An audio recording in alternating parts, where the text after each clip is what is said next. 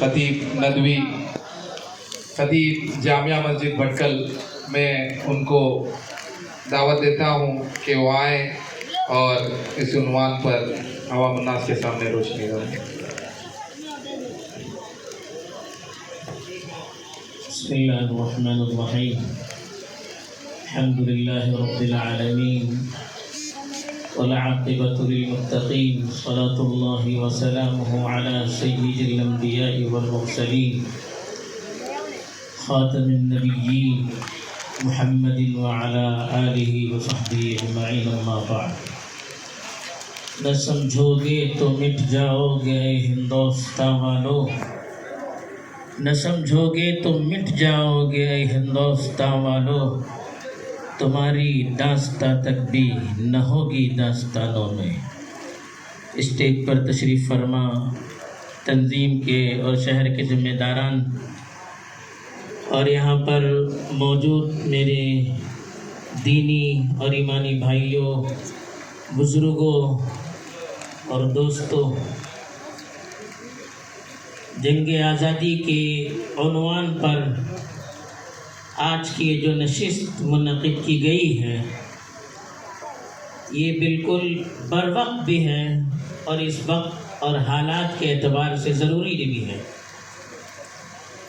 اس وقت کے حالات میں جب کہ مسلمانوں سے خود دلیل مانگی جا رہی ہے کہ اب ملک کے وفادار آپ کیسے ہو سکتے ہیں، ہمارے استاد محترم مولانا الیاس صاحب دامت برکاتہم نے آپ کے سامنے بڑی تفصیل سے اس کا جواب دیا۔ میں اس تفصیل میں جانا نہیں چاہتا، موضوع کے اعتبار سے چند باتیں آپ کے گوش گزار کرنا چاہتا ہوں۔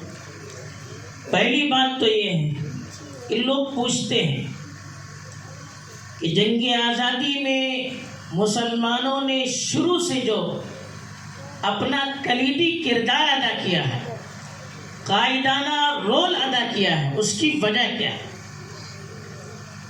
اس کی پہلی وجہ تو یہ ہے کہ مسلمان اللہ کے سوا کسی کی غلامی کو برداشت نہیں کرتا۔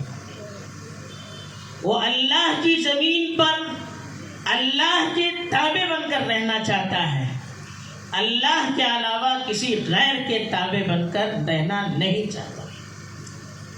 ہمارے سامنے اس کی مثالیں موجود ہیں۔ حضرت عمر رضی اللہ تعالیٰ عنہ کے دور میں مصر کے جو گورنر تھے حضرت عمرو بن العاص رضی اللہ تعالیٰ عنہ، ان کے کسی لڑکے نے ایک شخص پر ظلم کیا۔ حضرت عمر نے فوراً ان کو مدینہ بلا لیا، حضرت عمرو بن العاص کو، اور سختی سے ان سے پوچھا کہ متستعبدتم الناس وقد ولدتهم امہاتهم احرارا، آپ نے کب سے لوگوں کو غلام بنانا شروع کر دیا ہے، حالانکہ وہ اپنی ماں کی کوکھ سے آزاد پیدا ہوئے تھے۔ یہ اس وقت کے خلیفۃ المسلمین نے وقت کے گورنر کی سرزنش کی تھی ایک شخص پر ظلم کرنے کا، کہ کسی کی آزادی کو آپ چھین نہیں سکتے۔ حضرت ربعی بن عامر رضی اللہ تعالیٰ عنہ جب رستم کے دربار میں گئے تھے تو رستم نے پوچھا تھا کہ آپ آئے کیوں ہیں؟ تو انہوں نے کہا ہم آئے نہیں ہیں، اللہ تعالیٰ، اللہ نے ہمیں بھیجا ہے۔ کیوں بھیجا ہے؟ کہا لنخرج من شاء من عبادت العباد الى عبادت اللہ وحدہ، ہم لوگوں کی بندگی سے نکال کر ایک اللہ کی بندگی کے سامنے جھکانے کے لیے۔ یہ اس وقت کے صحابہ کا بھی نعرہ تھا، اور یہ عقیدہ مسلمانوں کے دلوں میں شروع سے بسا ہوا تھا۔ اسی لیے دیکھیے یہاں پر مسلمانوں نے 1000 سال سے زائد عرصہ حکومت کی، لیکن یہاں کے لوگوں کو غلام نہیں بنایا۔ اسی لیے یہاں کی جو غیر مسلم آبادی تھی، مسلمانوں کے خلاف کبھی تحریک چلا کر کھڑے نہیں ہوئے، ان کو یہاں سے بھگانے کی کوشش نہیں کی، اس لیے کہ جو حقوق ان کے اپنے بادشاہوں کی طرف سے ان کو ملنے چاہیے تھے، اس سے زیادہ حقوق مسلمانوں نے انہیں عطا کیے۔ اس لیے وہ بڑے خوش تھے، کبھی مسلمانوں کے خلاف تحریک نہیں چلائی جیسے انگریزوں کے خلاف تحریک چلائی۔ یہ مسلمانوں کا اصول ہے، نہ خود کبھی غلام بن کر رہنا چاہتے ہیں، نہ کسی کو اپنا غلام بنانا چاہتے ہیں۔ تو پہلی بات تو یہ ہے۔ دوسری بات مسلمانوں کے پیش رہنے کی یہ تھی کہ جس وقت یہاں غیر ملکی تاجروں نے اپنے پیر جما کر سیاسی امور میں دخل دینا شروع کر دیا اور مسلم نوابوں کو، حکمرانوں کو آپس میں لڑا کر اپنی گرفت یہاں پر مضبوط کرنا شروع کر دی، تو یہاں کے حکمران مسلمان تھے، تو ڈائریکٹ ان کا سابقہ مسلمانوں سے پڑا تھا۔ اسی لیے دیکھیے کہ شروع میں جنگ آزادی کی جتنی بھی لڑائیاں حکمرانوں کی طرف سے لڑی گئی، ساری لڑائیوں کی قیادت مسلمانوں نے کی، اور اس کا اعتراف خود انگریزوں نے بھی کیا ہے۔ بہادر شاہ ظفر جنہوں نے 1857 میں جنگ آزادی کی قیادت کی تھی اور جن کے جھنڈے تلے یہاں کے ہندو مسلمان سارے لوگ جمع تھے اور سب کی قیادت ان کے ہاتھ میں تھی، جب ان پر انگریزوں کی طرف سے مقدمہ چلایا گیا اور اس کی جو رپورٹ پیش کی گئی، اس رپورٹ میں باقاعدہ یہ بات لکھی ہوئی تھی کہ ہماری مخالفت میں جو پیش اس جنگ آزادی میں جس کو وہ غدر کہا کرتے تھے، سب کے سب مسلمان تھے، اور یہ بھی لکھا کہ کوئی ایسا ہمیں چہرہ غیر مسلموں کا نہیں ملا جنہوں نے قیادت کی ہو۔ گویا کہ دوسرے الفاظ میں انہوں نے پوری ذمہ داری مسلمانوں پر ڈالی اور غیر مسلموں کو بالکل بری قرار دیا۔ کیا پالیسی تھی یہ الگ بات ہے، دوسرا موضوع۔ ایسے ہی ڈبلیو ہنٹر جس نے ہندوستان کی تاریخ پر بھی کتاب لکھی ہے، اس نے اپنی کتاب میں لکھا، جو کتاب 1881 میں شائع ہوئی تھی دی انڈین مسلمز کے نام سے، اس میں انہوں نے لکھا کہ جب سے ہم لوگ یہاں آئے ہیں ہمیں سب سے زیادہ مخالفت مسلمانوں کی جھیلنی پڑ رہی ہے، اور آئندہ بھی ہمارے سب سے بڑے مخالف مسلمان ہی رہیں گے۔ اور دوسری جگہ اس نے لکھا کہ جب ہم یہاں آئے تھے مسلمان سب سے برتر قوم تھی، اپنی طاقت کے اعتبار سے، اپنے حوصلے، جذبات اور ہمت کے اعتبار سے، اور اپنی فکر، تعلیم اور معیشت کے اعتبار سے بھی سب سے مضبوط قوم مسلمان تھی، اس لیے سب سے زیادہ ان کو مسلمانوں سے ٹکر لینی پڑی۔ تیسری چیز، جنگ آزادی کب سے شروع ہوئی؟ آپ نے ابھی مولانا سے بات سنی کہ شاہ ولی اللہ کے دور سے شروع ہوئی، یہ شمالی ہندوستان میں تھا، لیکن ہمیں فخر کرنا چاہیے کہ جنگ آزادی کی لڑائی سب سے پہلے ساؤتھ انڈیا میں شروع ہوئی تھی۔ کیرلا میں 16ویں صدی سے پرتگیزوں کے خلاف باقاعدہ جہاد ہوا۔ ایک بہت بڑے فقیہ ہیں زین الدین الملیباری کے نام سے، جو فقہ شافعی کے بہت بڑے فقیہ مانے جاتے ہیں، اور ان کی کتاب فتح المعین آج بھی ہندوستان اور عرب ممالک میں فقہ شافعی پر سب سے مستند مانی جاتی ہے اور درس میں پڑھائی بھی جاتی ہے۔ ان کی کتاب ہے تحفۃ المجاہدین فی بعض احوال البرتغالیین، یہ انہوں نے اپنے زمانے میں لکھا تھا، آج سے تقریباً 400 سال پہلے انہوں نے ایک کتاب لکھی تھی۔ اس میں انہوں نے پرتگیزوں نے کیرلا کے علاقے میں مسلمانوں پر جو ظلم کیا تھا اس کی پوری تاریخ بیان کی، اور ان کے خلاف جو جہاد ہو رہا تھا اس کے لیے انہوں نے باقاعدہ ابھارا تھا لوگوں کو کہ یہ ملک کے دشمن ہیں اور انہیں ملک سے دور کرنا یہ ہماری ذمہ داری ہے۔ تیسری بات یہ بھی یاد رکھنی چاہیے، انگریزوں کی اتنی سختی سے مخالفت کیوں کی گئی؟ آپ کو معلوم ہونا چاہیے کہ انگریز نہ صرف تاجر بن کر آئے تھے اور نہ صرف حکمرانی کرنا ان کو مقصود تھا، ایک تو انہوں نے ہندوستان کی دولت کو لوٹ لوٹ کر اپنے ملک بھیج دیا۔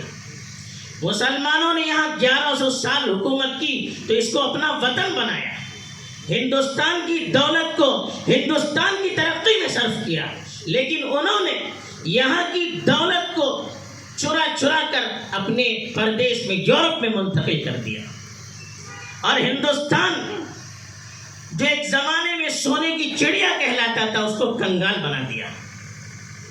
اور دوسری طرف یہاں کی اکانومی معیشت کو برباد کرنے کے لیے ایسے ایسے قانون نافذ کیے کہ یہاں کے جو مسلمان یا غیر مسلم مقامی آبادی تھی ان کا کاروبار مشکل ہو گیا، ظالمانہ ایسے اتنے ٹیکس ان پر لاگو کیے کہ اب انہوں نے سوچا کہ ہم اتنی محنت کر کے کمائیں گے، ہمیں تو کچھ ملنے والا نہ، جتنی منافع جتنا کمانا چاہیے تھا اس سے دگنا ٹیکس ان پر مسلط کیا گیا۔ مقصد صرف یہی تھا کہ اپنا کام چھوڑ دیں۔ اس وقت مرشد آباد، جس کے بارے میں خود انگریزوں نے لکھا ہے کہ لندن کے ٹکر کا تھا اس وقت جب انگریز وہاں آئے تھے کلکتے میں، وہاں دستکاری وہاں کی بہت مشہور تھی، وہاں کی چیزیں یورپ میں بڑی بڑی قیمتوں میں بکی جاتی تھی۔ وہاں جب انگریزوں نے قبضہ کیا، وہاں کے جو بڑے بڑے کاریگر تھے سب کے ہاتھ کاٹ دیے تاکہ وہ دوبارہ یہ کام نہ کر سکے۔ اس طرح سے یہاں کی معیشت بالکل برباد کر دیا، اور جو ہندوستان ایک زمانے میں سونے کی چڑیا کہلاتا تھا اس کو بالکل بھکاری اور کنگال کر دیا۔ اتنا ان پر ظلم کیا کہ دوبارہ وہ اپنے پیر پر کھڑے ہونے کے بارے میں سوچ بھی نہ سکے۔ ایسے ہی تعلیمی اعتبار سے بھی انہوں نے جو نصاب یہاں پر تیار کیا ہندوستان میں لاگو کرنے کے لیے، خود ڈبلیو ہنٹر نے اپنی کتاب میں لکھا ہے کہ ہم نے ایسا سیلیبس، ایسا نصاب، ایسا نظام تعلیم یہاں پر تیار کیا ہے کہ اگر یہاں کے ہندو اس کو پڑھیں گے کبھی وہ مسلمانوں کے ساتھ دوستی نہیں کر سکتے، اور مسلمان اگر پڑھیں گے تو وہ اپنے مذہب پر خود اعتمادی سے کبھی عمل نہیں کر سکتے، یعنی مسلمان اپنے مذہب سے بیزار ہو جائیں گے اور ہندو کبھی مسلمانوں کو اپنا دوست نہیں سمجھیں گے۔ ایسا نصاب تعلیم انہوں نے تیار کیا۔ اس طرح سے معاشی اعتبار سے، تعلیمی اعتبار سے، سیاسی اعتبار سے اس ملک کو بالکل پھٹیچر بنا دیا، اور اس سے بڑھ کر یہاں جو انگریز آئے تھے ان کا ایک بڑا مقصد اپنی مذہب کی تبلیغ بھی تھا۔ عیسائیت کو پھیلانے کے لیے جگہ جگہ اپنی مشنریز کو انہوں نے عام کیا۔ ان کے پادری چھوٹے چھوٹے علاقوں میں جاتے تھے اور وہاں کی مقامی آبادی، چاہے وہ مسلمان ہو غیر مسلم ہو، ان کو ان کے مذہب کے خلاف اکساتے تھے اور اپنے مذہب کی حقانیت کو، سچائی کو ان کے دلوں میں بٹھانے کی کوشش کرتے تھے۔ اس طرح سے عیسائیت کی تبلیغ کا بھی انہوں نے اس کو بہت بڑا ذریعہ بنا دیا۔ آپ جانتے ہیں کہ ہندوستان میں مسلم بادشاہوں نے بھی ہمیشہ ہندوؤں کو اپنے ساتھ رکھا، اور جنگ آزادی کی جو تحریکیں حکومتی پیمانے پر ہوئی ہو یا عوامی پیمانے پر ہوئی ہو، دونوں میں یہ دونوں ساتھ تھے۔ یہاں ہندو مسلم میں تفریق کا جو عمل کیا ہے وہ انگریزوں نے کیا، اور انہوں نے جان توڑ کوشش کی کہ یہاں کی آبادی کو تقسیم کیا جائے تاکہ ہمیں ان پر حکومت کرنے میں آسانی ہو جائے۔ یہ ایک تمہیدی بات ہے۔ تیسری چیز، ہندوستان کی آزادی کی جو مختلف تحریکات ہوئی، ہم نے کہا کہ 16ویں صدی سے یہاں پر گوا میں، کیرلا میں اور کرناٹک کے بھی بعض ساحلوں پر پرتگیزوں سے مقابلہ ہوا ہے۔ خود ہمارے یہاں کے بڑے بڑے لوگوں نے پرتگیزوں کا مقابلہ کیا۔ گوا میں ہماری آبادی تھی، پوری آبادی جو پورے عالم اسلام میں تجارت کا ایک مرکز سمجھی جاتی تھی۔ آپ کو معلوم ہونا چاہیے اسپین کو تباہ کرنے کے بعد اس آبادی کو نیست و نابود کر دیا، وہی آبادی ادھر ادھر پھر منتشر ہو گئی۔ جو مرکز کا تجارت تھا بالکل توڑ دیا اس کو۔ ان کو معلوم تھا کہ ان کے اندر زندگی ہے، پہلے ان کو مٹا دیا جائے، پھر اس کے بعد اپنا کام کیا جائے۔ ہندوستان کی آزادی میں حکمرانوں نے بھی حصہ لیا۔ جیسے آپ نے تاریخ سنی حضرت ٹیپو سلطان شہید کی، اس سے پہلے آپ کو معلوم ہے بنگال میں سراج الدولہ نے ان سے مقابلہ کیا انگریزوں سے، اس کے بعد شجاع الدولہ نے بنگال میں کیا. یہ سب 18ویں صدی میں 1757 میں 1764 میں اس وقت مقابلہ ہوا تھا. اس کے بعد ٹیپو سلطان کا ہوا. تو یہ سب 1857 سے تقریباً 50 سال 70 سال 80 سال پہلے کے واقعات ہیں. پھر جب 1803 میں انگریزوں نے دلی پر بھی قبضہ کر لیا اور اس وقت کے بادشاہ جو شاہ عالم تھے ان سے باقاعدہ معاہدہ لکھوایا کہ وہ ہماری کٹ پتلی بن کر رہیں گے، کہ مخلوق اللہ کی، ملک بادشاہ کا، حکومت کمپنی کی. تو یہ ان کا نعرہ تھا اور بادشاہ کو تنخواہ دے کر ایک ملازم کی طرح رکھا.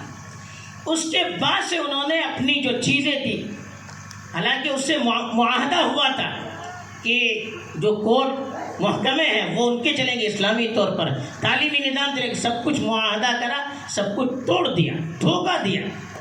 اس وقت سن 1803 میں حضرت شاہ عبدالعزیز رحمۃ اللہ علیہ نے باقاعدہ فتویٰ دے دیا کہ اب وہ حالت نہیں رہی ہندوستان کی جو پہلے تھی. اس میں انہوں نے یہی حوالہ دیا تھا کہ یہاں کا تعلیمی نظام، سیاسی نظام، معاشی نظام پوری طرح سے چوپڑ ہو چکا ہے اور اپنے مذہب پر آزادی سے عمل کرنے کے لیے اب ہندوستان ہمارے لیے سازگار نہیں رہا. اسی لیے انہوں نے ہندوستان کو دارالحرب قرار دیا اور اس کے نتیجے میں پھر تحریکات اٹھی. تو پہلے حکمرانوں کی طرف سے جو تحریکات تھی وہ اس طرح سے ہوئی اور آخر میں 1857 میں بہادر شاہ ظفر کی جو قیادت میں انگریزوں سے لڑائی لڑی گئی تھی وہ حکمرانوں کی لڑائیاں تھیں. ایسے ہی دوسری طرف عوامی طرف اعتبار سے بھی بہت سی تحریکات اٹھی. 1857 سے پہلے جب بنگال میں شجاع الدولہ اور سراج الدولہ کی حکومت ختم کر دی گئی، وہاں پر باقاعدہ فرائضی تحریک ابھری، مجنون شاہ کی تحریک ابھری، عوامی تحریک تھی جس میں ہندو مسلمان دونوں شریک تھے.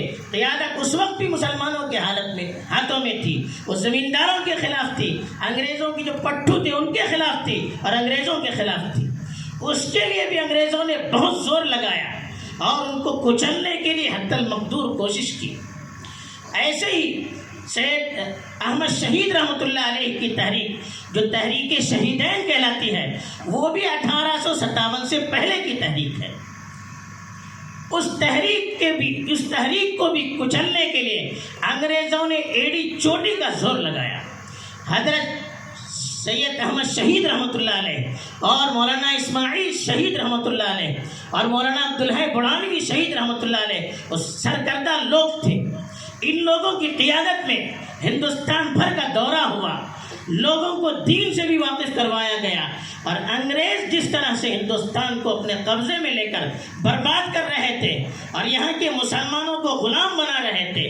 انگریزوں کو یہ بھی یاد رکھنا چاہیے کہ انگریزوں نے کبھی یہاں کے مسلمان کو اپنے برابر نہیں سمجھا، سیکنڈ درجے کے شہری بنا کر رکھا، یہ بھی غلامی تھی. تو ان ساری چیزوں سے واقف کروایا، بیدار کروایا، عوام کو بیدار کروایا، ان کو قریب کرنے کی کوشش کی. ان کی شہادت کے بعد یہ تحریک رکی نہیں بلکہ ان کے جو الگ الگ خلفاء تھے الگ الگ علاقوں میں پھیل گئے. تحریک شہیدین کہلاتی ہے. انگریزوں نے ان کو وہابی مومنٹ کہا، وہابی تحریک کہا، حالانکہ وہابیت سے اور ان کا کوئی رشتہ لینا دینا نہیں تھا. یہ باقاعدہ تحریک شہیدین تھی جو الگ الگ علاقوں میں چلی. اس کے خلاف انگریزوں نے اتنی کوشش کی کہ پورے علاقے ان کی بستیاں زمین دوز کر دی گئی اور ان پر باقاعدہ حل چلایا گیا تاکہ ان کے دلوں میں خوف ڈالا جائے. ان کو کالے پانی میں قید کیا گیا، پھانسی کی سزا سنائی گئی، جیلوں میں ٹھونس دیا گیا، لیکن ہمت ہارے نہیں مسلمان. ایسے ہی اس کے ساتھ جیسے مولانا نے کہا تحریک ریشمی رومن، یہ بھی مولانا محمود حسن دیوبندی کی تحریک. ان کی تحریک میں بھی ہندو بھی شامل تھے، غیر مسلم بھی شامل تھے. انہوں نے ہندوستان بھر میں بھی کوشش کی، ہندوستان سے باہر ترکیہ، عرب وغیرہ جا کر وہاں کے بادشاہوں سے بھی خطوط لکھوائے، وہاں کے جنرلوں سے بھی بات کی کہ آپ لوگ آئیے ہمیں ساتھ دیجئے ہندوستان سے انگریزوں کو بھگانے کے لیے۔ تو ہندوستان کی آزادی کے لیے عالمی پیمانے پر کوشش کی۔ وہ شیخ الحدیث تھے، حدیث کا درس دینے والے تھے، بزرگ تھے، بہت بڑے صوفی تھے، لیکن ساری چیزیں اپنی طرف، جب ملک کا مسئلہ آیا سب کچھ قربان کر کے ملک کی آزادی کے لیے باقاعدہ تحریک چلائی۔ اپنے شاگردوں کو الگ الگ جگہ انہوں نے بھجوایا، رشیا بھجوایا، افغانستان بھجوایا، دوسری جگہ بھجوایا، تاکہ لوگوں کو کنوینس کیا جائے، وہاں کے جو حکمران تھے ان کی ذہن سازی کی جائے اور ان کو انگریزوں کے خلاف ابھار کر ہندوستان کو آزاد کرنے کی کوشش کی جائے۔ اللہ کا کرنا ایسا ہوا بھی وہ بھی قید میں ڈالے گئے۔ پھر اسی طرح سے جو تحریکیں اتری تھی اس میں ایک موپلہ کی تحریک ہے جو کیرلا میں نظر آئی۔ 20ویں صدی میں جب ہندوستان میں تحریکیں خلافت وغیرہ یہاں پر شمالی ہندوستان میں چل رہی تھی، موپلہ کی جو تحریک ہے بڑی سخت تھی، انگریزوں کو بڑا خطرہ ہوا، اس کو کچلنے کے لیے ہزاروں لوگوں کو وہاں پر بھی شہید کر دیا گیا۔ اس طرح سے الگ الگ جگہوں پر عوامی تحریکیں بھی ابھری انگریزوں کے خلاف۔ اسی طرح سے تیسری طرف بڑے بڑے ادارے بھی بنائے گئے ان کی ذہن سازی کے لیے۔ ایک طرف تو انگریز حکمران تھے، ہماری نئی نسل ان کے نظام میں جا کر، ان کی تربیت میں جا کر ان کی طرح بن رہی تھی۔ انگریز چاہ رہے تھے کہ ہندوستانی کلچر بھی یہاں کا مردہ ہو جائے، اسلامی تہذیب کو بھی ختم کر دیا جائے اور اپنی پوری تہذیب کو یہاں پر عام کیا جائے۔ اس کی مخالفت میں ادارے بھی کھڑے ہوئے، دارالعلوم دیوبند جیسا بھی کہا گیا اسی مقصد کے لیے تھا۔ شاملی کے میدان میں دارالعلوم دیوبند کے اس وقت کے بڑے علماء حاجی امداد اللہ صاحب، مولانا رشید احمد گنگوئی صاحب، مولانا قاسم نانوتوی صاحب، حافظ ضامن شہید رحمۃ اللہ علیہ، ان لوگوں نے باقاعدہ انگریزوں سے لڑائی کی اور اس علاقے کو شاملی وغیرہ پر قبضہ بھی کیا تھا۔ پھر انگریزوں نے بڑی فوج سے ان کے خلاف کارروائیاں کی۔ جب انہوں نے دیکھا کہ اس طرح سے ابھی مقابلہ مشکل ہے تو اس کے لیے انہوں نے باقاعدہ دارالعلوم دیوبند کی بنیاد رکھی، تاکہ ایک طرف اسلامی علوم کی حفاظت کی جائے، اسلامی تہذیب کی حفاظت کی جائے اور نوجوان نسل کو انگریزوں کے مقابلے کے لیے تیار کیا جائے۔ دوسری طرف علی گڑھ کی تحریک سر سید نے اسی زمانے میں جو چلائی تھی، اگرچہ سید کا مقصد جب انہوں نے دیکھا کہ انگریزوں نے غدر میں کیا حل کیا، کس طرح سے مسلمانوں کا قتل عام کیا تھا، اس کے لیے انہوں نے یہ نظام سوچا تھا کہ یہاں اگر ہمیں جینا ہے، انگریزوں کی تہذیب اختیار کرنی ہے، ان کی تعلیم اختیار کرنی ہے، ان کے برابر ہونا ہے اور پھر ان کے یہاں ہمیں نوکری مل سکتی ہے اور مسلمان خوشحال ہو سکتے ہیں۔ مخلص تھے، ان کی رائے اجتہاد غلط ہو سکتا ہے لیکن مخلص تھے۔ پھر بھی ان کی اس تحریک کو وہ کامیابی نہیں ملی، بلکہ بعد میں وہاں سے بھی جنگ آزادی کے بڑے بڑے جو جنگ آزادی کے مجاہدین طبعی سے نکلے۔ محمد علی جوہر کہاں جو پڑے ہوئے تھے، شوکت علی کہاں جو پڑے ہوئے تھے، بڑے بڑے جو حکیم اجمل کہاں جو پڑے ہوئے تھے، یہ سب وہیں کے پڑے ہوئے تھے، لیکن ان کے اندر پھر انگریزوں کی جب انہوں نے یہاں پر حکمرانی کے دور میں جو ظلم دیکھا ان لوگوں سے برداشت نہیں ہوا، انہوں نے بالکل ان کے خلاف جہاد کا بگل بجا دیا۔ ایسے جامعہ ملیہ جو بنا ہے وہ بھی انگریزوں کی مخالفت کے لیے بنا ہے۔ علی گڑھ کی مخالفت میں باقاعدہ محمد علی جوہر نے اس وقت تحریک چلائی جب علی گڑھ کے جو چیئرمین تھے وہ انگریز تھے، وہاں کے جو چانسلر تھے انگریز تھے، وہ علی گڑھ کے ذریعے سے اپنی ذہنیت بنانا چاہتے تھے، تو اس کی مخالفت میں باقاعدہ جامعہ ملیہ قائم کیا گیا۔ اس کا بھی مقصد یہی تھا کہ مسلمان خود کفیل ہوں اور انگریزوں کے مقابلے کے لیے تیار ہو جائیں۔ اس طرح کے بہت سارے ادارے قائم کیے گئے تعلیمی، تاکہ ہماری تہذیب بھی محفوظ رہے، ہماری قوم تعلیم سے بھی بہرور ہو جائیں اور ساتھ ہی ساتھ ان کے اندر آزادی کی روح بھی پنپتی رہے، مقابلے کی اسپرٹ بھی ان کے اندر پیدا ہو جائے۔ اس کے لیے انہوں نے پورا اس کے لیے کوششیں کی۔ اسی طرح سے ہندوستان کی آزادی میں جیسے ابھی ہمارے شاعر صاحب نے کہا، اردو شاعری کا بہت بڑا رول ہے۔ شاعری کسی قوم کے لیے روح پھونکنے کے لیے سب سے بڑی چیز ہو سکتی ہے۔ آپ کو معلوم ہونا چاہیے میر تقی میر بہت بڑے شاعر تھے، ان کی شاعری دردانگیز شاعری ہے. ان سے کسی نے پوچھا کہ آپ کی شاعری میں اتنا درد کہاں سے آیا؟ انہوں نے کہا کہ دلی کی جامع مسجد کی سیڑھیوں سے میں نے بہتا ہوا خون دیکھا ہے مسلمانوں کا، پھر میرے اندر سکون کہاں سے آ سکتا ہے؟ درد نہیں ہوگا، غم نہیں ہوگا تو اور کیا ہو سکتا ہے؟ مرزا غالب کے بارے میں لکھا ہے کہ جنگ آزادی 1857 کے بعد تقریباً 12 سال زندہ رہے اور 11 یا 12 غزلیں کہی انہوں نے. ان سے پوچھا گیا وجہ کیا ہے؟ انہوں نے کہا کہ دل بجھ چکا ہے، اب کچھ کہنے کی ہمت نہیں رہی. ان کے خطوط جو غالب کے ملتے ہیں اس میں انہوں نے جو اس وقت کے حالات لکھے ہیں، معلوم ہوتا ہے کہ کتنی گہرائی سے انہوں نے مطالعہ کیا تھا، حالانکہ وہ جنگ آزادی کے اس عمل میں عملاً شریک نہیں تھی. اسی طرح سے اردو کی شاعری میں اس وقت بڑا انقلاب آیا جب عوامی اعتبار سے ظفر علی، مولانا ظفر علی صاحب، اکبر الہ آبادی، علامہ اقبال، شبلی، حالی، ان لوگوں نے اپنی شاعری کو قوم کے لیے وقف کر دیا، قوم کی بیداری کے لیے وقف کر دیا. ایسے ایسے اشعار، ایسے ایسے ترانے، ایسے ایسے نغمے، ایسی نظمیں انہوں نے کہی کہ عام کی عام میں پورے ہندوستان میں اس کا چرچا ہو گیا اور آزادی کی ایک آگ سی لگ گئی جس کی وجہ سے لوگوں کے دلوں میں روح اور بیداری پیدا ہو گئی. ایسے ہی جنگ آزادی میں صحافت کا، میڈیا کا بھی بڑا رول ہے. مسلمانوں کا اس وقت کا جو میڈیا تھا، پرنٹ میڈیا تھا، میگزین ہوتے تھے، اخبار ہوتے تھے.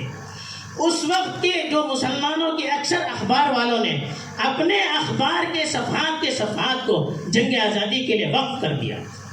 آپ کو معلوم ہونا چاہیے کہ جب 1857 کی لڑائی میں انگریزوں نے دلی پر قبضہ کیا تو ہر جگہ ظلم کیا ہی کیا. اردو کا ایک اخبار تھا، دہلی اردو اخبار، اس کے ایڈیٹر تھے مولانا باقر حسین جو آب حیات کے مصنف ہیں، محمد حسین آزاد، ان کے والد. ان کو باقاعدہ اسی وقت گولی مار کر شہید کر دیا کہ ان کے پرچے کی وجہ سے آگ لگی. ایسے ہی صادق الاخبار نام کا ایک اخبار تھا، اس نے بھی بہت بڑا رول ادا کیا. بہت سارے اخبار تھے. بعد میں زمیندار مولانا ظفر علی صاحب کا اور ابوالکلام آزاد کے الہلال نے تو آگ لگا دی. بار بار انگریزوں نے ان کو بینڈ کیا، ان کو جیل میں ٹھونسا، اخبار پر پابندیاں لگا دی، نام بدل دیا، البلاغ لکھا، پھر نام بدل دیا، لسان الصدق لکھا، الگ الگ نام سے اخبار نکالے. ایسے ہی مولانا محمد علی جوہر، انگریز بھی اشعار کرتے تھے. کامریڈ نام کا جو ان کا اخبار تھا، اس کے اداریوں کو پڑھنے کے لیے انگریز بھی منتظر رہتے تھے، لیکن انہوں نے اپنی انگریزی کو انگریزوں کے خلاف استعمال کیا اور ایسے طاقتور مضامین لکھے کہ اس کی بنیاد پر ان کو جیل میں ڈال دیا گیا، ان کے پرچے کو بند کروا دیا گیا. ایسے ہی ہمدرد نامی ان کا اخبار تھا، اس اخبار نے بھی بڑا رول ادا کیا. جنگ آزادی میں عوام کے جذبات کو بیدار کرنے میں ہندوستانی صحافت کا بھی، خاص طور پر اردو زبان کی صحافت کا بہت بڑا رول رہا ہے. ایسے ہی جنگ آزادی میں تاجروں کا، عام مسلمانوں کا بھی بڑا رول رہا. علماء نے قیادت کی، علماء نے ذہن سازی کی، علماء نے صحیح رخ دیا اور میدان عمل میں بھی وہ خود شریک رہے، خود پھانسی کے پھندوں کے لیے اپنے آپ کو پیش کیا. لیکن علماء کی تحریک پر عوام بھی ان کے ساتھ شانہ بشانہ کھڑے ہو گئے. جب ہندوستان میں جان دینے کی ضرورت پڑی، عوام نے جان دی. جب مال کو لٹانے کی ضرورت پڑی، عوام نے بھی مال کو لٹایا. جب انڈین نیشنل فورس، جب سبھاش چندر بوس، ان کی جو فوج تھی آزاد ہندوستانی فوج، اس کے لیے مالی تعاون کی ضرورت پڑی تو کروڑوں کی اس وقت کی امداد کرنے والے مسلمان تھے. ان کی فوج کے میجر کیپٹن شہنواز حسین، ان پر 1945 میں باقاعدہ مقدمہ چلا، وہ بھی مسلمان تھے. ایسے ہی بڑے بڑے تاجروں نے اپنے اپنے مال کو وقف کیا، یہاں تک کہ عورتوں نے اپنے زیورات کو ہندوستان کی آزادی کے لیے وقف کیا، چندے میں دینا شروع کر دیا. اب جب یہاں پر تحریک موالات کھڑی ہوئی، یعنی انگریزوں کے خلاف ان کا کوئی سپورٹ نہیں کرنا چاہیے، تو یہاں کے ہزاروں مسلمانوں نے اپنی نوکریاں چھوڑ دی، اپنی نوکریاں اس کے لیے چھوڑ دی انہوں نے. کہا کہ ہمیں انگریزوں کے ساتھ تعاون کی ضرورت نہیں، عدم تعاون کی تحریک میں اپنی نوکریاں چھوڑ دی، اپنی ساری چیزیں انہوں نے چھوڑ دی، کہا کہ ملک سب سے پہلے، باقی ساری چیزیں اس کے بعد۔ تو اس طرح سے ہر پلیٹ فارم پر مسلمانوں نے کوشش کی۔